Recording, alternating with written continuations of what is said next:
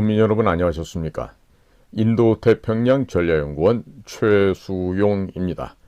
오늘도 저희 공작관 TV 그레이트 게임을 애청하시는 전국 방방곡곡의 국민 여러분, 그리고 해외에 계시는 동포 여러분 한 분 한 분께 감사의 인사를 전해 올립니다. 오늘 제가 전해드릴 이야기는요, 설령 그럴 리는 없겠지만 그래서는 안 된다는 의미에서 한동훈 비상대책위원장 벌써 중국 공산당과 친해졌나? 아니면 중국 공산당과 포섭되었나? 이와 같은 걱정스러운 염려의 말씀을 좀 전해드리고자 합니다. 국민의힘 비대위원장으로 취임하는 한동훈 씨는 취임 첫날에 사고를 쳤네요. 자신의 오른팔이라고 임명한 비서실장이 골수 좌파인데다가 그의 장인어른은 중국 공산당 출신, 그리고 자기 부인은 아직 귀화도 하지 않은 조선족, 이와 같은 의혹이 터져나오고 있습니다. 사실 뭐 오른팔이라고 해봐야 이게 저희들 그 시장에 사는 얘기처럼 시다발이에요. 심부름하는 애들인데, 자, 근데 과연 이런 심부름시키는 사람조차 왜 자기보다 한 2살 어리다고 하는 김형동이라는 사람을 임명을 했을까요? 참 알다가도 모를 일인데요. 제가 비서실장, 뭐 이렇게 대단한 자리는 아닙니다. 대단한 자리는 아닙니다만은 이 사람이 뭐 지금 이제 뭐 이름을 말씀을 안 드려도 이제 다 아시지 않습니까? 김형동이라고 하는 것을. 그러니까 이 김형동이 문재인을 찬양을 하고 박근혜 대통령을 대해서는 아주 비판적이고 또 탄핵을 너무나도 또 아주 절감하고 찬성을 했고, 그리고 박근혜 대통령을 조롱하고 있었던 사람이에요. 그런데 이런 사람을 한동훈 비대위원장이 자신의 오른팔 격인 비서실장에 임명을 했어요. 본인이 알아서 나가주면 되겠는데 이런 좌파 사상이 쩌든 애들이 이렇게 한번 임명된 비서실장에서 자발적으로 나갈 리는 없죠. 자, 그러니까 국민의힘이 이 하나만 보더라도 얼마나 이 중국 공산당의 영향력 아래에 있는, 즉 중국 공산당 제2중대 조선 총독부에 해당하는 역할이다, 이런 얘기를 쉽게 이제 아실 수가 있겠죠. 거기에다가 이 김형동은 민노총 간첩단의 핵심 주동자인 석모라고 하는 이런 조직국장이 있었는데, 이 사람을 동지로 불렀다라는 의혹이 아니라 지금 사실로 지금 판명 나가고 있는데, 자, 이런 걸 보더라도 이자가 지금 사상적으로 문제가 있는 것을 우리가 알 수 있죠. 따라서 북쪽과 친한지 아니면 중국과 친한지, 좀 더 나아가면 북쪽 간첩인지 중국 간첩인지 알 수가 없는 상태가 지금 현재 상황입니다. 자, 조선족들이 한국인으로 귀화를 할 때 있어서 중국 공산당에게 충성하지 않겠다고, 그리고 중국 공산당에서 탈당한다는 서약서를 받지 않아도 우리는 현재 국적을 주고 있습니다. 그러니까 이런 점을 악용했다는 것이죠. 그래서 중국 공산당은 의도적으로 조선족들을 한국인으로 귀화를 시킨 후에 비밀 공작원으로 활용을 하고 있습니다. 한동훈 비대위원장의 비서실장으로 된 이 김형동의 부인이라는 사람이 아직 한국인으로 귀화를 하지 않았습니다. 또 그의 친정아버지, 이 김형동의 장인이 되겠죠. 장인은 중국 공산당, 그것도 연안장정까지 참여했던 빨치산 출신이라면 국민의힘의 모든 당원 명부 및 국민의힘 내부의 고급 정보 등이 중국으로 넘어갔을 가능성이 매우 높겠죠. 이미 한중 의원연맹에 가입한 자가 35명이나 되니까 그 가운데 한 명이었던 이 김형동과 함께 국민의힘 내부는 이미 중국 공산당의 고급스러운 사이버 전사들, 해커들에 의해서 이미 기점령당했다고 이야기해도 이것이 틀린 말은 아닐 것입니다. 자, 이미 일본에서 발생한 사례를 설명을 올리겠습니다. 한 자위대 간부가 이지스함의 설계도를 유출시켰습니다. 그런데 그 사실을 알고 봤더니 그 자위대 간부의 부인이 중국인이었습니다. 그러니까 이 부인이 중국 공산당의 사주를 받았고 그 사주에 따라 움직이면서 스파이 짓을 한 사례가 바로 이지스함 설계도 탈취라는 것으로 판명난 것이죠. 자, 이러하기 때문에 앞으로 국민의힘 내부에 존재하고 있는 사실 국정원도 서훈 시절에 모든 비밀 그 서버를 다 열람시키고 다 헤쳐놨기 때문에 무슨 국가 비밀이라는 게 국정원에도 없습니다만은 국민의힘에 그 비밀 같지도 않은 비밀이라 하더라도 그 내부에 무슨 고급 정보들이 있을 거 아니에요. 국가 기밀은 아니지만 어디에다 땅을 사면 돈을 번다. 이런 것들이 있겠죠. 어느 건물을 매입하면 돈이 된다. 이런 정보들이요. 자, 그런 고급 정보들이 앞으로도 많이 공산당에게 넘어가겠죠. 그러면 공산당은 또 그런 물건들을 사서 한국에서 또 문어발식으로 부동산 세계에서 또 발을 뻗치고 돈을 벌겠고요. 자, 이런저런 방법을 통해서 고급 정보들이 향후 중국 공산당에게 아마 찻대기로 넘어갈 가능성도 전혀 배제할 수가 없는 상황입니다. 자, 지금 현재 국민의힘의 현역 국회의원이고 한동훈의 비대위원장의 오른팔 비서실장으로 임명된 자가 중국에서 도움을 받고 있는지 아니면 북한의 도움을 받고 있는지, 즉 다른 말로 하면 중국 간첩인지 북한 간첩인지 알 수가 없는 상태라고 한다면 국민의힘의 당원 명부들이 이미 중국 공산당에게 통째로 넘어갈 수 있는 가능성, 그 가능성 역시 배제할 수 없는 상태입니다. 국민의힘에는 그런 사람들밖에 없고 그나마 그 중에서 그 비교적 좀 낫다고 좀 우량하다고 뽑은 사람을 비서실장에 임명을 했는데 사고가 났다, 이런 의미가 되겠죠. 그러니까 국민의힘은 이미 중국 공산당에게 잠식되어 버린 상태다. 이미 중국 공산당의 예하 중대다. 조선 총독부 중에 하나다. 라고 하는 것을 적나라하게 보여준 사건이 이번 김형동 비서실장 건이라 하겠습니다. 이미 국민의힘은 한나라당 시절이었던 2009년입니다. 중국 공산당과 업무교류협약을 체결하였습니다. 이 업무교류협약 제5조를 살펴보시면 파기할 때에도 사전에 합의하도록 되어 있습니다. 또 4조에 보시면 매년 재점검을 하도록 되어 있어서 사실상의 평등한 그런 계약도 아닌 노예 계약서입니다. 그런데 한미 상호 방위 조약, 미국과 맺은 조약이죠. 이 누가 맺으셨어요? 바로 우남 이승만 대통령이 미국과 맺으셨던 한미 상호 방위 조약. 이 조약은요, 쌍방 중에 한쪽이 폐지하자고 통보하면 1년 후에 자동적으로 폐기되는 그런 평등한 조약입니다. 그런데 한나라당과 중국 공산당 사이에 맺은 업무교류 협약은 폐기 자체가 불가능하게 되어 있습니다. 2009년부터 한나라당, 자유한국당, 새누리당, 미래통합당, 국힘당으로 당명이 수차례 변경되면서 당명에서 대한민국을 대표한다는 정체성이 사라져 버렸습니다. 현재 당명인 국힘을 영어로 검색하면 People Power Party라고 되어 있습니다.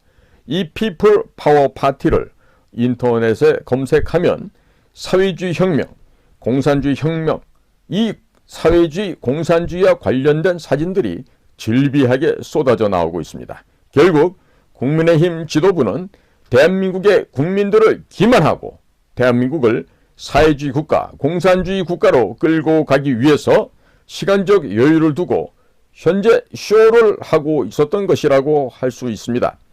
국민의힘 정치인들과 당직자 및 보좌관들이 중국에 왕래하면서 성접대 및 뇌물, 돈을 받지 않았을까요? 그들에게 중국 공산당이 국힘당 당원 명부를 가져오라고 지시하진 않았을까요? 이미 다 넘어갔다고 볼 수가 있는 상태입니다. 자, 성접대를 하고 뇌물 먹이고 현금을 주면서 중국 공산당에 대한 충성을 요구하고 또 징표로 어려운 임무를 주겠죠. 왜? 그래야만 제대로 된 돈값을 하고 있는 우리의 협조자, 우리의 공작망이다라고 평가할 수가 있기 때문일 것입니다. 중국 공산당이 다른 사람을 포섭하여 완전히 하수인으로 만드는 전략 가운데 하나가 바로 이 성과 여자와 돈, 뇌물을 주는 것인데요. 자, 이런 방법을 쓰고 있기 때문에 국힘당 당원 명부 정도야 전체적으로 한 명도 남김없이 중국 공산당에게 넘기라는 요구를 아마도 이미 했을 것으로 생각이 됩니다. 그리고 이미 중국 공산당에게 국힘당 당원의 명부 전체가 넘어갔다고 합리적으로 의심하는 것이 마음이 편하실 것입니다.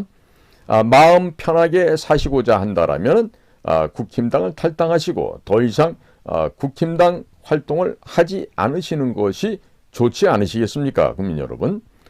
불안해서 살 수가 없으시겠죠. 이건 바로 고양이한테 생선을 맡긴 셈이 되고 말았습니다. 2016년 8월 15일 중국 공산당 기관지인 인민일보는 사설을 통해서 사드 배치를 한 박근혜 대통령이 탄핵될 것이라면 이런 것을 신문 지면을 통해서 지령을 내리게 되었습니다. 당시 새누리당의 초선, 재선, 중진 의원들이 모두 박근혜 대통령에 달려가서 자진하여야 할 것을 협박을 하였습니다. 그러나 대통령 박근혜는 이를 거부하자 종북 주사파 세력인 더불어민주당, 문재인 세력을 끌어들여서 박근혜 대통령 탄핵시키고 감옥에 쳐넣었습니다. 그때 큰 역할을 한 게 바로 김무성, 유승민 이런 자들이 있죠. 국민이 뽑아놓은 대통령을 중국 공산당 지령에 따라 중국 공산당에게 넘긴 것이 국힘당 정치인들입니다. 그런데 그들이 국힘당 당원 명부 전체를 중국 공산당에게 안 넘겼을 리가 있을까요? 한번 생각해 보십시오. 국힘당 당원 명부 전체가 이미 중국 공산당에게 넘어갔다고 합리적으로 의심하시고 탈당하는 것이 2차, 3차 피해를 예방하실 수 있을 것입니다. 그런데 더 한심한 거는 선거관리위원회가 갖고 있는 우리 선거인 명부 있죠. 그건 중국에게 안 넘어갔을까요? 그렇죠?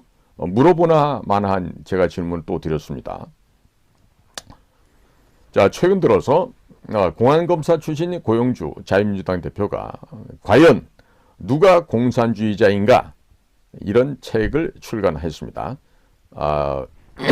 서점에서들 구매해 보시고 반공정신이 투철한 자유민주당 당원이 되어주시길 바랍니다.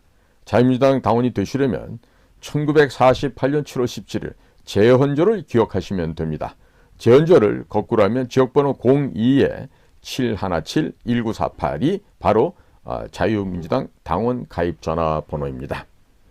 대한민국 제헌조를 알고 계시는 분들만 자유민주당 당원으로 가입하실 수 있고 또 설령 모른다 하시더라도 이제부터는 잘 알겠다 하면은 바로 자유민주당 당원이 되실 수가 있습니다. 이것이 02-717-1948 이것이 1948년 7월 17일 제헌조를 의미하는 번호, 즉 자유민주당의 암구호가 되겠습니다. 박근혜 대통령 탄핵시키고 구속시키는데 가장 큰 역할을 한 것이 누굽니까? 바로 박영수, 윤석열, 한동훈 특검이 되겠죠.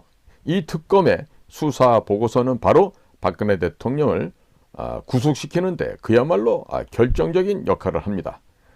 이들은 죄가 없고 10원 한 장 받지 않았던 박근혜 대통령에게 경제공동체, 묵시적 부정청탁이라는 법전에도 없는 죄명을 뒤집어 씌웠습니다.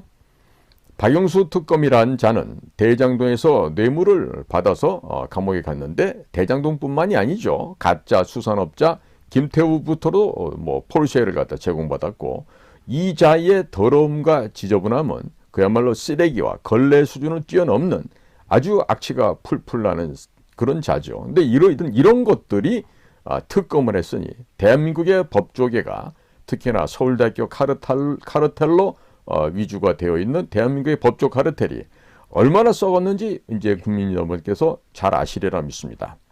현재 지금 1년 대통령이 바뀌고 나서도 이 박영수를 구속시키는 데는 건 1년이 넘는 시간이 걸렸습니다.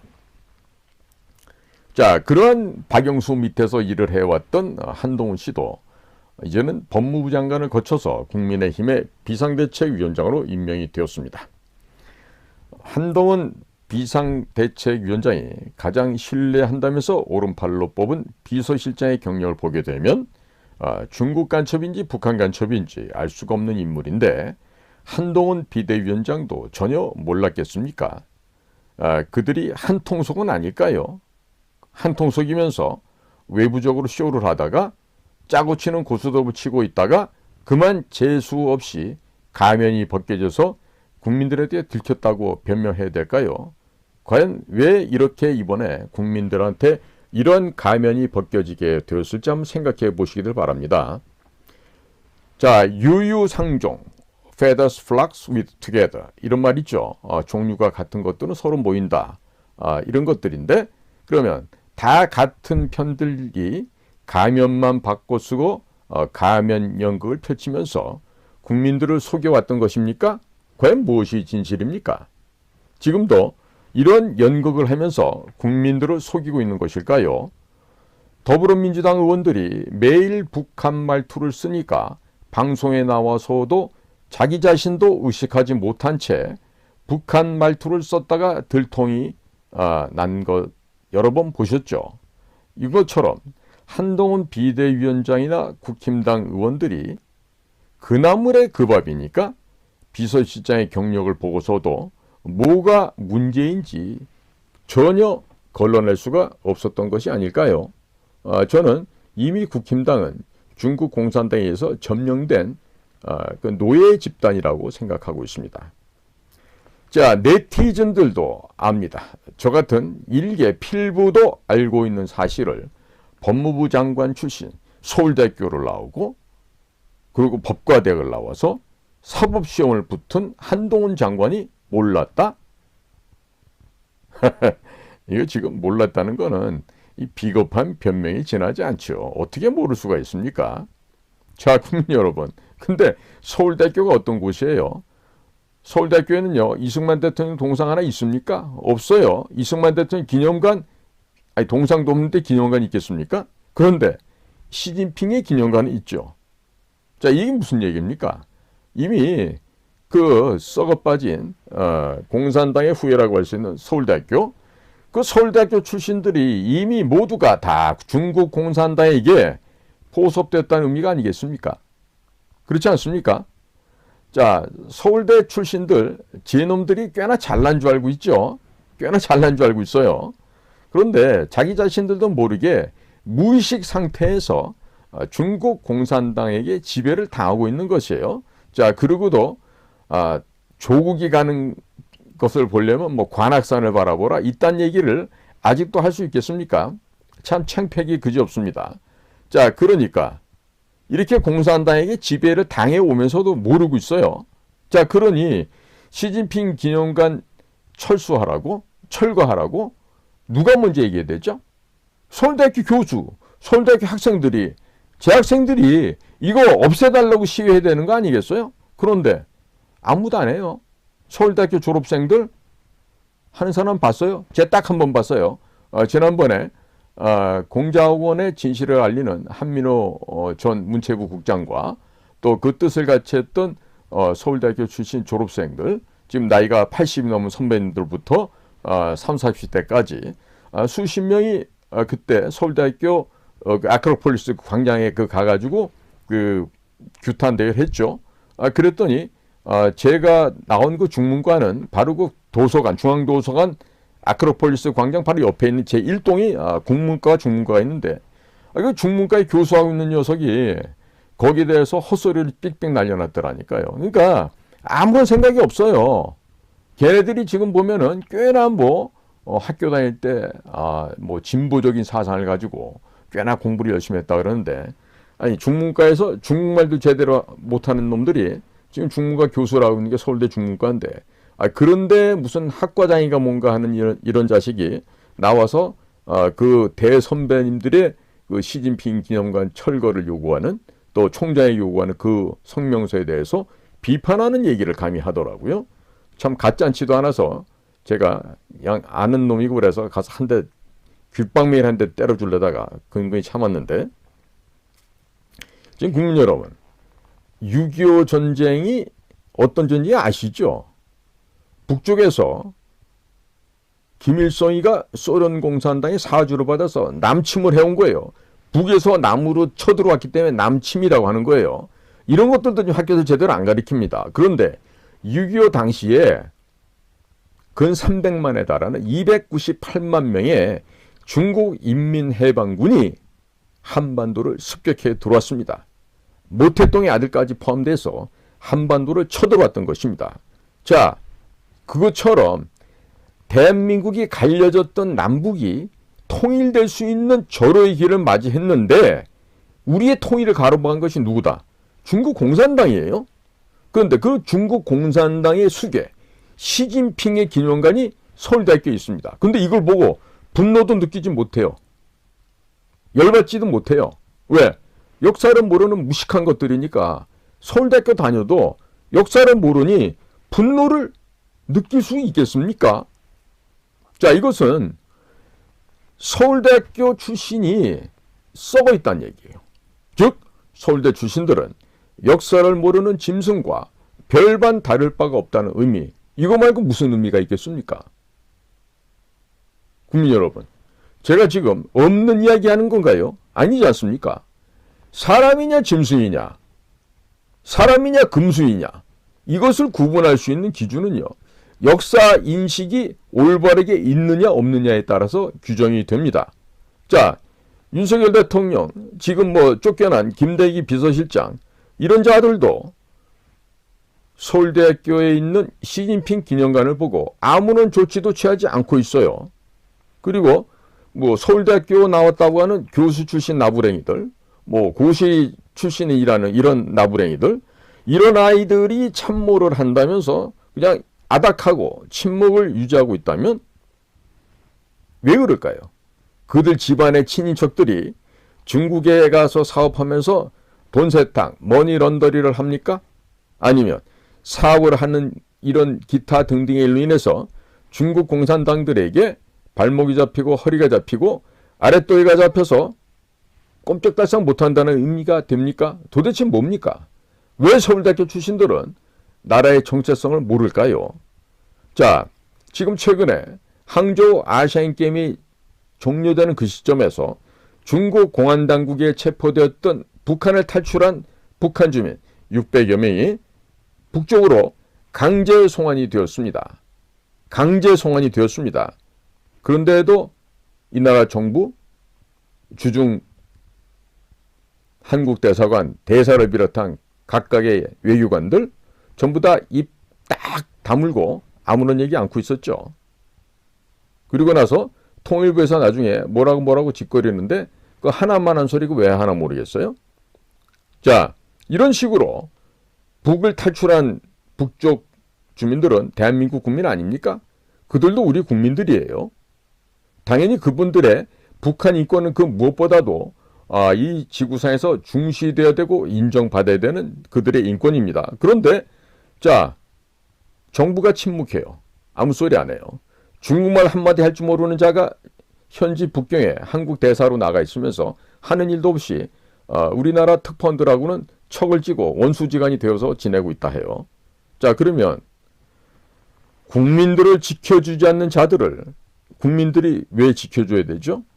자, 대통령이 국민들을 지켜주지 않습니다. 그러면 국민들은 대통령을 더 이상 지켜줄 의무가 있습니까? 없습니까? 없죠. 더 이상 국민들 역시 대통령을 지켜줄 필요가 없게 되는 거예요.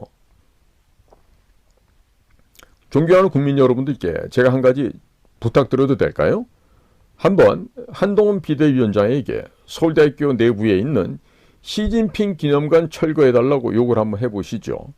한동훈 비대위원장 또한 침묵한다면 그 또한 중국 공산당에게 알게 모르게 이미 발목이 잡혀 있을 가능성도 배제할 수가 없는 것입니다.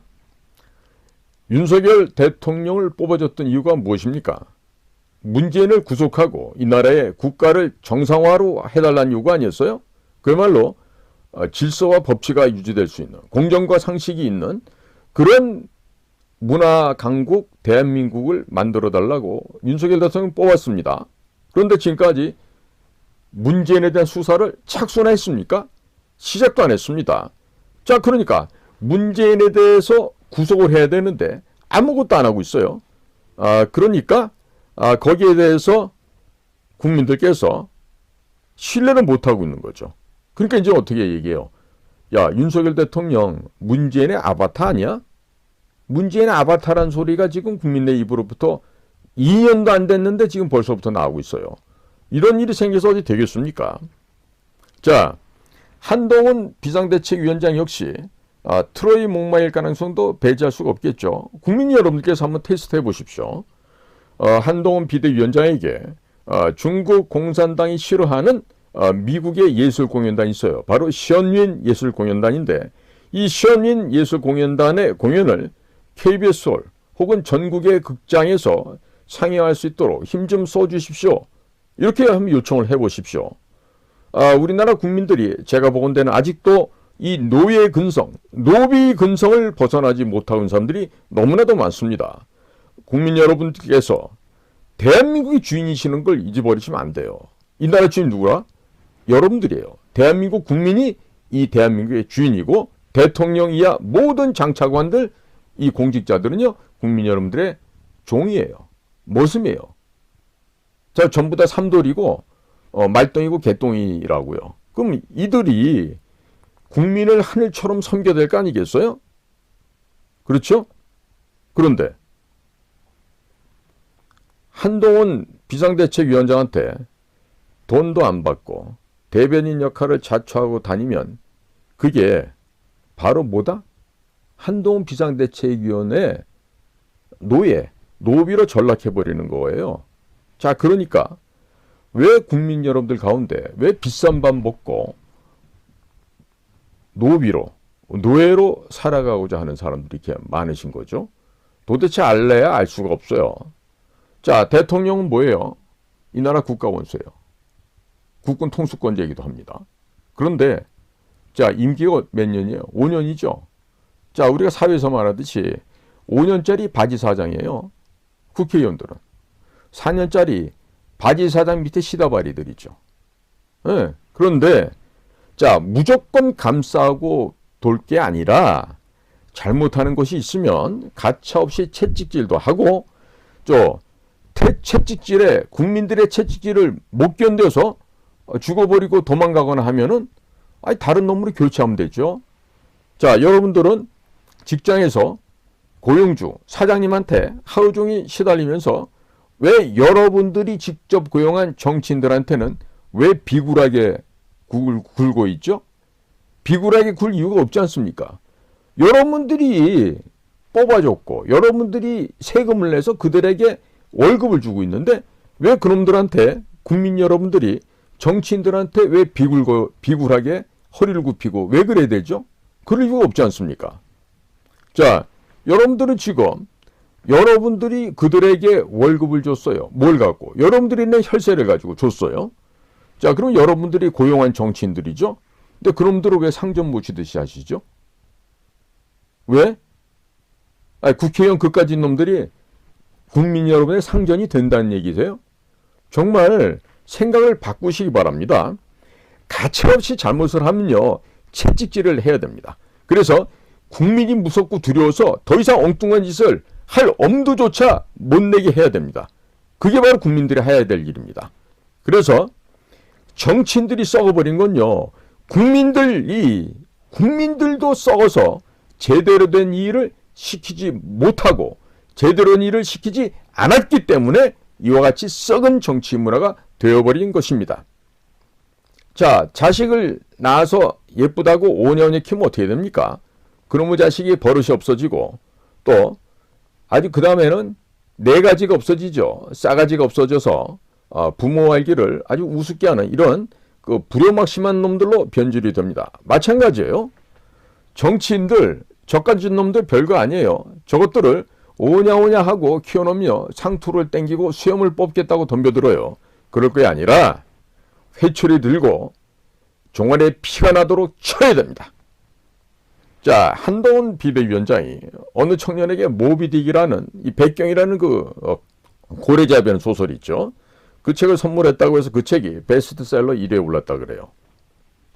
그런데 한동훈 비대위원장이 제대로 된 역사관이 박혀 있었다고 한다면 그런 책이 아니라 이승만 대통령이 한성 감옥에서 5년 7개월 동안 감옥에서 옥살이를 할 때 직접 저술하셨던 독립정신, 이 독립정신을 선물을 했겠죠.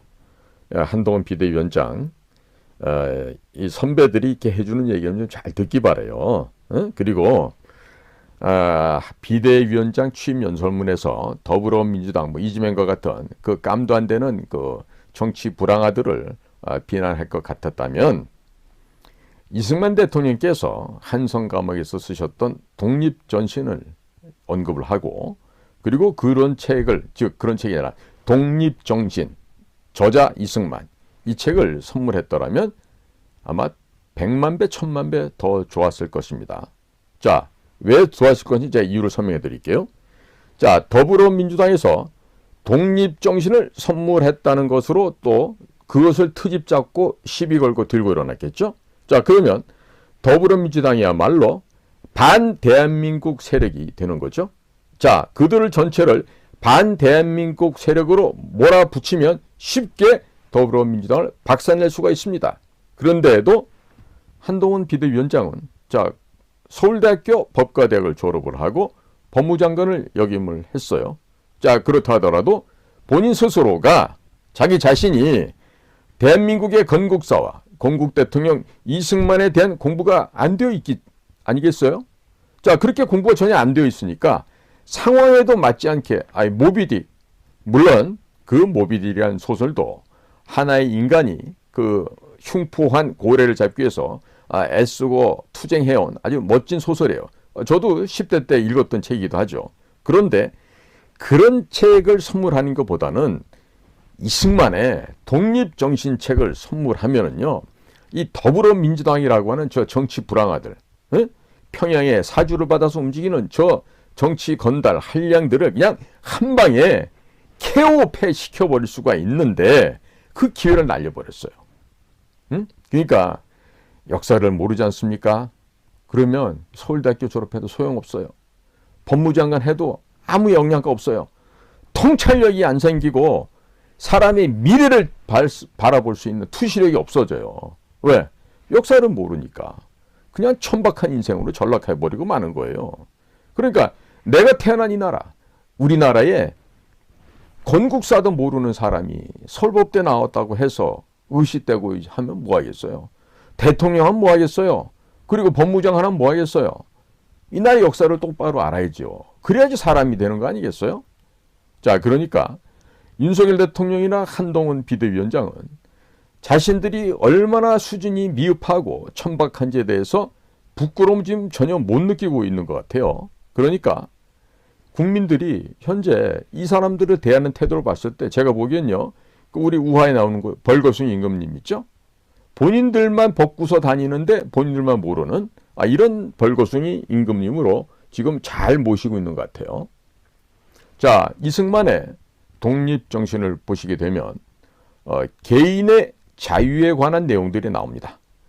성경에서도 나오는 개인의 자유란 개념을 대한민국 헌법에 넣어서 국가를 설립했는데 그것이 바로 자유 대한민국입니다. The Republic of Korea. 이것이 바로 자유 대한민국이에요. 그런데 서울법대를 졸업하고 법무부 장관까지 한 한동훈 씨가 청년에게 읽으라고 준 책이 독립정신도 아니고 모비딕. 참으로 한동훈 씨의 지적 수준이 얼마나 낮고 열악한지 통탄할 노릇이 아닐 수가 없습니다. 이승만 대통령께서 쓰신 공산주의 당부당, 독립정신, 한국교회 핍박, 이와 같은 불후의 명작을 안 본 친구들이 서울대학교를 졸업을 합니다. 그리고 그들이 서울대 법대를 졸업했다고 또 판사, 검사가 됩니다. 검찰총장이 되고 법무장관이 되고 대통령이 됩니다. 그럼에도 불구하고 주인의식이 없습니다. 중국 공산당 앞에서 당당하게 맞서야 하는데도 불구하고 당당히 맞서지 못합니다. 그리고 도리어 비굴하게 굴고 돈과 권력을 준다고 하니 죄 없는 사람에게 죄를 만들어서 구속시켜 놓고 반성할 줄도 모르는 것입니다. 여기서 죄 없는 사람이 누구예요? 박근혜 대통령이죠. 한동훈 비대위원장의 비대위원장 수락 연설문을 보면 잘 썼어요. 그 나이에 그 정도 문장을 썼으면 곧잘 썼다고 할 수 있어요. 그런데 참으로 안타까운 것은 그 취임사 수락 연설문 일종의 출사표 안에는 역사의식이 전무하다는 것이 느껴집니다. 적어도 서울법대를 졸업했다, 사법시험도 통과해서 법무장까지 했다고 한다면 1917년 볼셰비키 러시아 혁명부터 내려오는 공산제국주의와의 100년 전쟁에 대한 역사적 통찰과 역사적 언급, 거기에 대한 미래의 방향 제시 정도는 있어야만 그것이 정상적인 지식인이다 라고 할 수 있겠습니다. 그게 바로 정상이에요. 공산주의자들에 맞서서 역사 전쟁을 선포해야 하는 것이 정상인데 그러하지 못하였습니다. 그리고 남로당의 후신인 더불어민주당 정치인들인데 이 남로당의 후신들, 이들에 대해서 냉혹한 평가를 할 수가 없었던 것입니다. 즉 대한민국 건국사를 모르니 연설문 내부에 이 나라의 시대의 정신을 녹여내지 못했던 것이죠. 하물며 이 남로당의 후신이 더불어민주당인 것도 모른데 전평의 후신이 민노당인 건 알았겠습니까? 10월 달에 대구 폭동이 지금도 이어져서 10월 달만 되면 그들의 그 투쟁을 벌려오는 이런 엄연한 사실을 알고 있습니까? 모스크바 지령에 의거해서 평양 공산당을 통해서 남로당을 통해서 제주도 김달삼에게 전달돼서 50 자유선거를 앞두고 무장폭동을 일으킨 제주도에서의 살인 방화 약탈 사건이 제주 4.3 민중폭동인데 그것을 마치 민주화운동이라고 또 포장을 하고 이들에 대한 재평가를 한다는 한동훈 씨의 역사관은 과연 무엇일까요? 그렇게 해서 진행되던 제주도에서의 민중폭동은 1948년 8월 15일 건국을 지나서도 계속 진행이 되었습니다. 그래서 여수 순천에 있던 육군 제14연대에게 그들을 진압하라고 했더니 이 진압 명령을 거부하고 그 안에 숨어있던 빨갱이 공산주의자 군인들이 반항하고 항거하고 폭동을 일으킨 것이 바로 10월 19일 여수 순천 반란 사건입니다. 근데 이것들조차도 윤석열 정부 들어와서는 저 서소문 내거리에 10.19 특별위원회인가 이따위 사무실을 열어놓고 헛소리를 하고 있어요. 자, 이런 식으로 국민을 감동시키고 국민을 설복할 수 있는 뜨거운 느낌을 받지 못하게 한다라면은 과연 시대 정신을 전달할 수 있겠습니까? 정신을 전달할 수가 없습니다. 최근 3, 40년간의 운동권의 악행에 초점을 맞춘 거는 참 잘했다고 칭찬할 만합니다. 즉 386, 486, 586 이 86 똥파리들이 이어지는 이런 남로당의 역사, 평양에 지령을 받는 이 학생 운동권의 악행에 초점을 맞춘 것은 참 잘했습니다. 그러나 남로당의 역사, 공산 제국주의 팽창의 역사를 제대로 공부를 좀 더 했더라면은 한동훈 비대위원장의 출사표는 더 깊고 깊은 명문장이 나왔을 것입니다. 아마도 제갈공명의 출사표를 능가하는 그러한 명문장이 나왔을 것이란 이런 아쉬움이 너무나도 많습니다. 국민 여러분, 지금 현재 국힘당 비대위원장으로 간 한동훈 비상대책위원장에게 큰 기대를 걸만할까요? 걸지 못할까요? 그 판단은 국민 여러분께서 해주십시오. 기대를 걸고 안 걸고는 여러분들의 몫입니다. 그냥 현재 진행되는 상황을 보면 매우 단명합니다. 사람을 잘라내버리는 수준에서 정치 권력 투쟁을 할 수준이를 이런 정도의 뿐이지 정치 개혁이나 국회 개혁을 어떻게 해보겠다고 한 번도 생각해 본 적도 없는 그런 사람일 거란 생각이 많이 걱정이 되고 있습니다. 자기가 태어난 나라, 이 자유민주주의 대한민국의 건국사도 올바로 모르는 사람이 대한민국의 미래에 대해서 생각을 해본 적이 있을 수 있을까요? 있었다면 그야말로 천만다행이고요. 해본 적이 없다고 한다면 매우 힘들고 어려운 과정이 될 것으로 생각이 됩니다. 현재 자유민주당처럼 186개의 특권을 국회의원들의 특권이 186개나 됩니다.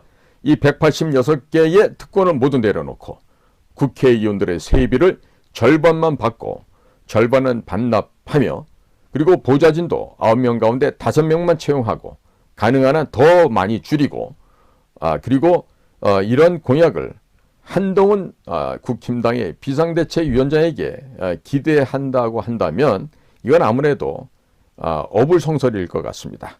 큰 무리가 뒤따를 것 같습니다. 아무리 봐도 그 정도의 정치개혁 그리고 국회 개혁을 할 만한 그런 그 문화적인 소양, 역사적 소양이나 그런 철학적 배경, 역사 배경이 상당히 미흡한 것으로 평가가 됩니다. 그러니까 너무나 큰 기대를 하지 마시기 바랍니다. 그러나 기대를 하고 안 하고도 국민의 몫이겠죠. 자, 제가 보기에는 역사를 모르는 이것으로 인해서 지적 수준에 있어서 대단히 미흡한 점이 많다. 매우 수준 이하다. 이런 말씀을 드릴 수가 있겠습니다. 그리고 정당 국고 지원금 제도 이런 거는 당연히 폐지해야 됩니다. 그 폐지하겠다는 것이 바로 지금 자유민주당 아니겠어요? 고영주 대표가 있는 자유민주당에서는 정당 국고 지원금 제도를 지금 폐지하겠다고 하는 국회 개혁을 하겠다고 하는데 자 이와 같이 고영주처럼 이런 그 지적 능력이 탁월하다거나 역사의식이 높은 인물이 아닌 것으로 보여져. 누가? 한동훈 비상대책위원장이. 그러니까 너무 큰 기대는 안 하는 게 좋을 것 같습니다. 지금 국민의힘 당원 명부가 모두 중국 공산당에게 넘어간 것은 아닌지 덜컥 겁이 나는 분들이 계십니까? 혹여라도 계시면 모두 탈당하시면 되죠. 1,000원짜리 당원이 많을 텐데 탈당하시고 뭐 좌고면하지 마시고 자유민주당으로 오시면 됩니다. 자유민주당 당원 가입은 쉽습니다.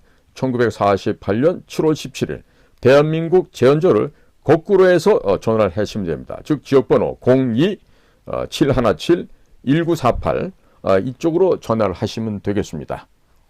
이 나라의 유일한 반중 친미 정당, 강력한 친미 반중 정당 자유민주당을 지지하시고 또 국민 여러분들과 함께 동행할 수 있도록 오셔서 힘을 모아주시기 바랍니다. 지역번호 02-717-1948은 자유민주당 당원들이 되시는데 필요한 최소 한도의 암구호입니다. 잘 기억해 두셨다가 꼭 그쪽으로 전화해 주시고 오시기 바랍니다. 오늘도 저희 공작관TV 그레이트 게임을 경청해 주셔서 감사를 드립니다. 저는 인도태평양 전략연구원의 최수용이었습니다. 감사합니다.